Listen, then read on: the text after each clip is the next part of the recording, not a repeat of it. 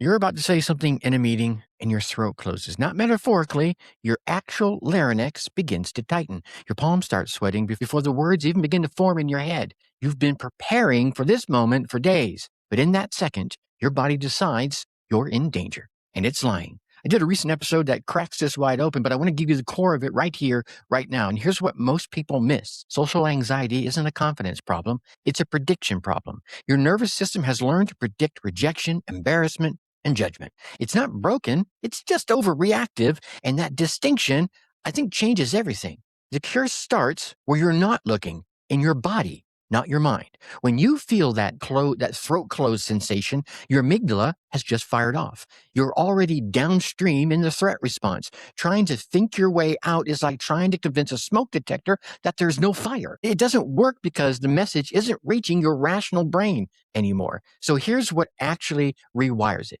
Controlled exposure. Not the kind where you white knuckle your way through a networking event hoping your confidence magically grows. We're talking micro exposures, tiny deliberate moments where you step into mild discomfort, stay there for exactly 30 seconds, and then you step out. Your nervous system then learns, I predicted catastrophe. Catastrophe didn't come. I need to update my prediction. This is called interoceptive exposure, and the neuroscience backs it hard. Every time you resist the urge to escape anxiety, you're literally rewiring your ventromedial prefrontal cortex. That's the part of your brain that evaluates threat. After 10 to 20 such of these moments, your prediction model begins to shift. It gets updated, not because you're braver, but because your neural pathways have new data. And here's the trap that no one tells you about.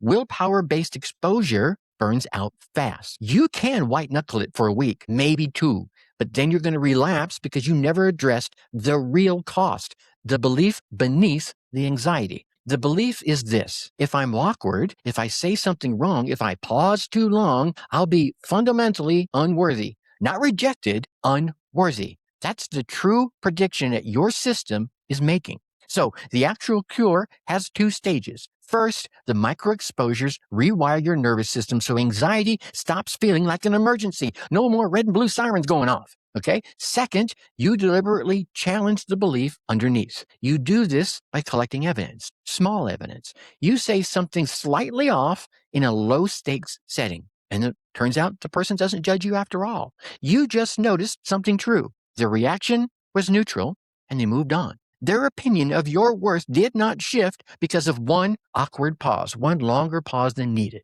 Repeat this 20 or 30 times, and your belief starts changing. Not because positive thinking works, because now you have actual data. The uncomfortable truth is this, ladies and gentlemen: confidence is not built inside your imagination. It's built in real moments where you stayed present through the discomfort and nothing catastrophic happened. Your nervous system does not believe affirmations. It believes evidence. So the question isn't whether you can cure social anxiety, because you can.